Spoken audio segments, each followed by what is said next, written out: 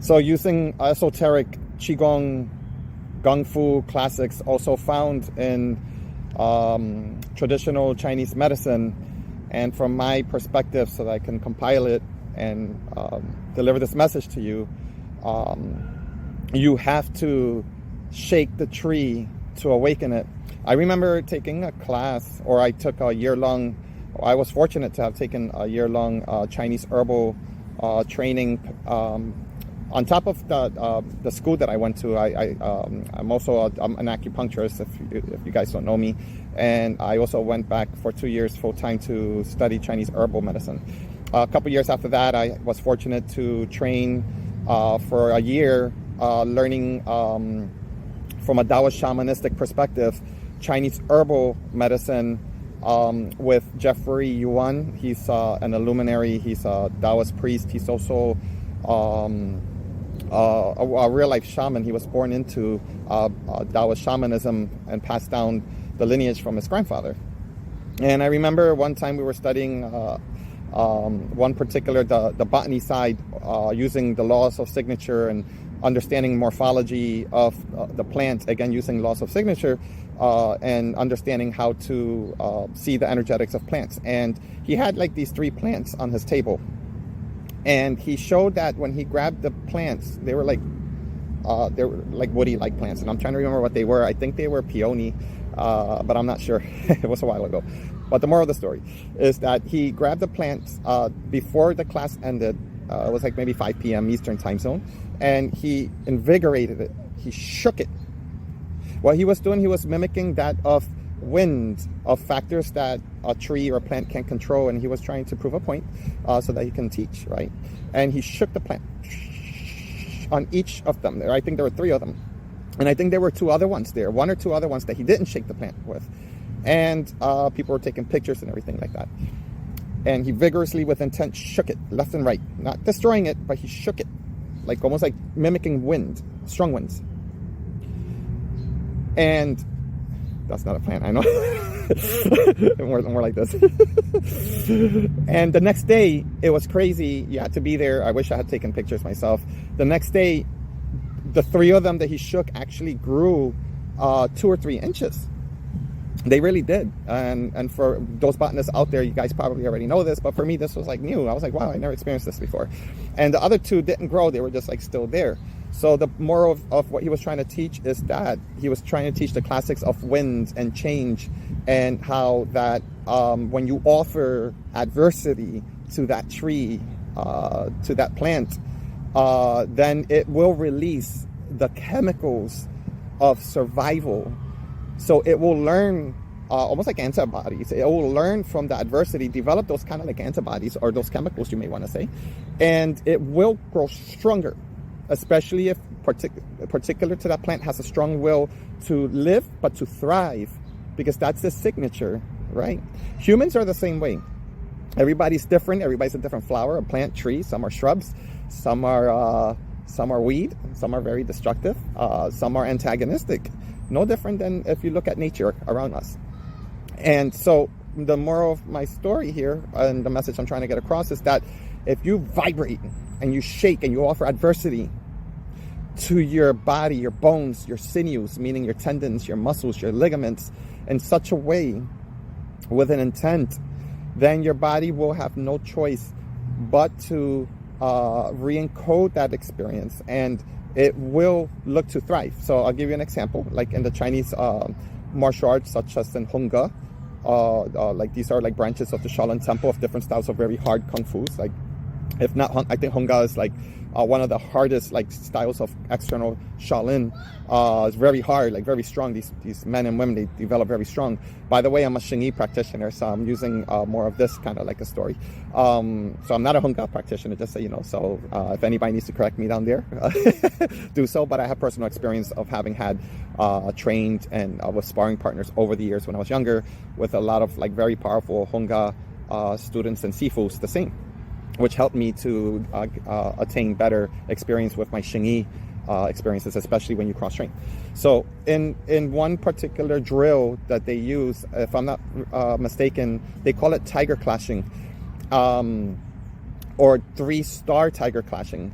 So I don't know if they just call it tiger clashing or the 3 stars. So the 3 stars of tiger clashing is that 2 people, right, they actually start clashing. So if you take your whole arm, right, and you take the first third of your arm, so if you divide your arm into 1, 2, and 3 parts, the first third of your arm, which is around here, which is like a lot of martial arts where they use this to kind of like to block in a sense, or to receive, right, or even to attack.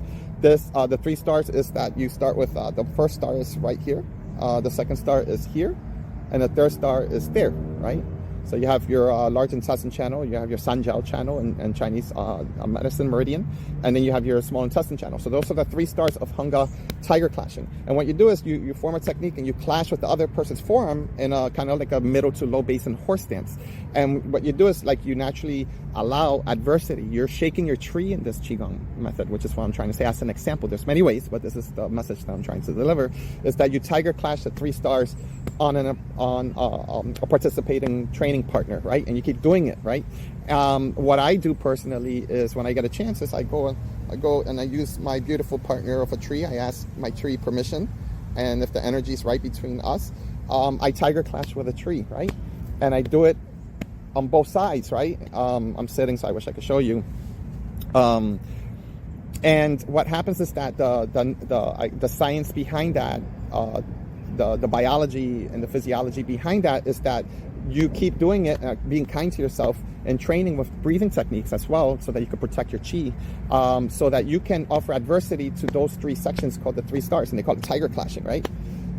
Not like this. This is not the technique, but I'm just trying to show you the what the limitations I have on this video.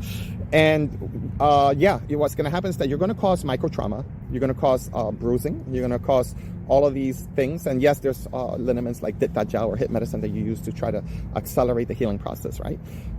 If you take it more in the martial level. But you can do it and be kind to yourself and start developing it very slowly, which is, I think that's also better for most people. And you allow yourself to develop that adversity, because what you're doing is you're shaking up that tree. And the result of that, right? The result of that is that your bones will become more denser.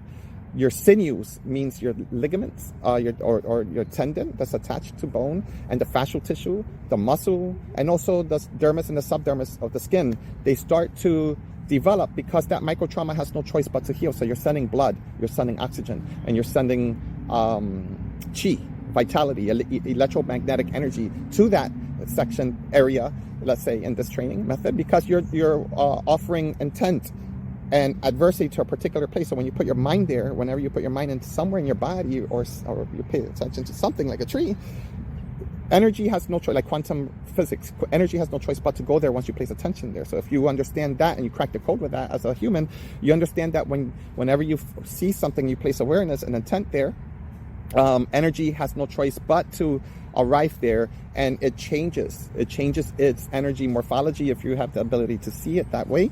And if you do that long enough, you start taking an intangible of what I just said, of the ethers, of like saying you're changing morphology of something just by looking at it, but you can't see it like air. But eventually you can physicalize it. So if you keep training in Kung Fu, right? If you keep training in Qigong and whatnot, or you keep training and doing push-ups, today you're not going to see the results. But if you do this enough, then you make it physical. That's yin and yang. You take yin, you take something from insubstantial and you make it substantial, right? So that's causing adversity in the longer scale of things. So the lesson here for myself as well is that you have to invigorate and shake your vitality, and there are many ways of doing it. And when you do that, then you start to accept and allow and accept your nature, that growth comes through adversity. So in the beginning of tiger clashing, I might go through suffering. I might go through feeling wimpy. I may feel that I'm weaker and all these people are stronger than me. I may feel guilt. I may feel shame, or I may feel like I'm not good enough. You see what I'm saying? So you start going through all these emotional, psychological, mental constructs and your experiences. And once you start arriving there through repetition, within your way, let's say, and in your Kung Fu means repeating a pattern and cultivating. That's what carpentry is all about, right? You're building something. And you accept failure, you accept all of those. So those are the lower mind basin that you need to train, because that's what builds up the strong horse. That's what builds up your legs, physically, mentally, is that you need to understand what it's like to receive and to arrive at adversity and learn from what you cannot control, such as wind. such as shaking, such as a hurricane, a tornado. And when you start arriving at that reality within your closed circuit training, such as Kung Fu, Qigong, yoga, running, being an athlete, right? Then the higher levels of that is that then that's the microcosm. And in the macrocosm, then, you can't control what's out there, but you can control the way you decide what's within yourself. So you can control the adversity and how your body's going to respond to heal, right? And you're going to heal, you're going to go through the pain, you may cry, you may hurt yourself further, you may have gone too far and injure yourself, and now you can't train for a couple of days. So once you see that whole picture, weeks, months, years through this adversity, now you have the inner wisdom from failing, from not having been good enough, from even striving and arriving so many times over and over and over. And the beauty is that once you have that inner wisdom, you have a library, almost like an encyclopedia of this wisdom, that now you can see how, by allowing things to happen to you and with your intent of having a certain direction with your intent, because this is what you're building, you now can macroscopically apply that into the outside world. You become the map, you become the blueprint, and you remind yourself, just like a tree. A tree doesn't have to think it. A tree simply, when you, just like the plant story, when you shake it, it will grow. You grow, even if you're not paying attention. But this tree back here reminds me to pay attention. So I hope this story meant something for someone.